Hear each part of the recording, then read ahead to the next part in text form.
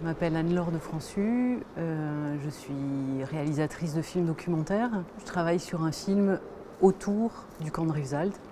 J'ai commencé à filmer les ruines du camp avant même que le mémorial n'existe.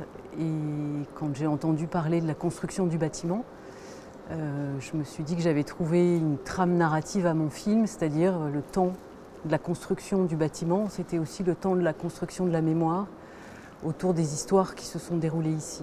Voir aussi comment les gens autour, les gens qui habitent près d'ici ou qui sont passés par ce camp, comment l'existence du mémorial va changer aussi leur regard ou peut-être changer leur manière de parler de leur histoire.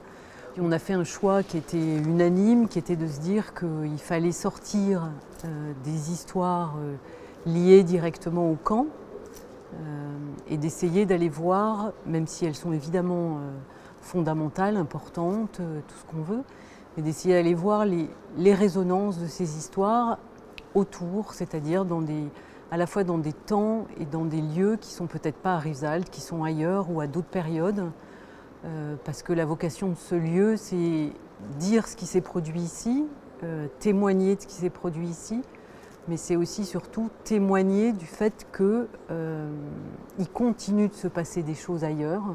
Enfin, les films, ce sont des objets qui permettent aussi justement d'alerter en allant toucher dans l'histoire de chacun des choses qui peuvent faire résonance, qui peuvent questionner, qui peuvent donner envie d'être un petit peu plus chaque jour, pas que spectateur, mais aussi acteur de ce qui se passe autour de nous.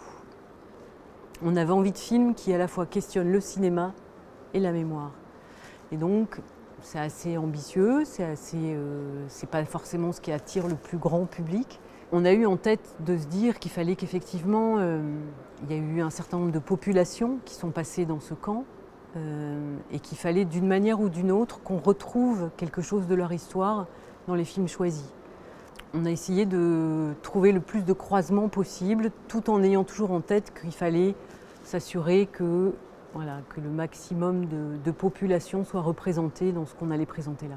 La place du cinéaste, elle est souvent nourrie par sa propre histoire, par sa subjectivité, par sa culture.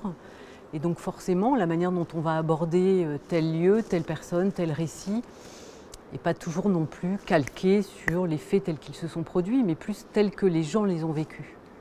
Voilà. Et on avait envie de mettre en regard que les cinéastes qui travaillent ces questions de l'histoire, rencontrent des historiens, rencontrent d'autres spécialistes, et qu'ensemble ils dialoguent sur cette question-là. Quel rapport les cinéastes entretiennent-ils avec la mémoire ? Voilà. On est des témoins, tous citoyens. En tant que cinéaste, on l'est encore un tout petit peu plus dans la mesure où on veut transmettre quelque chose. Donc comment le transmettre ? C'est une question de forme. C'est-à-dire qu'on fait un documentaire, on fait un reportage, on fait une fiction, où on part avec sa caméra tout seul et puis on se dit, vaille que vaille, même sans financement, je vais aller raconter ça parce que c'est essentiel, c'est mon...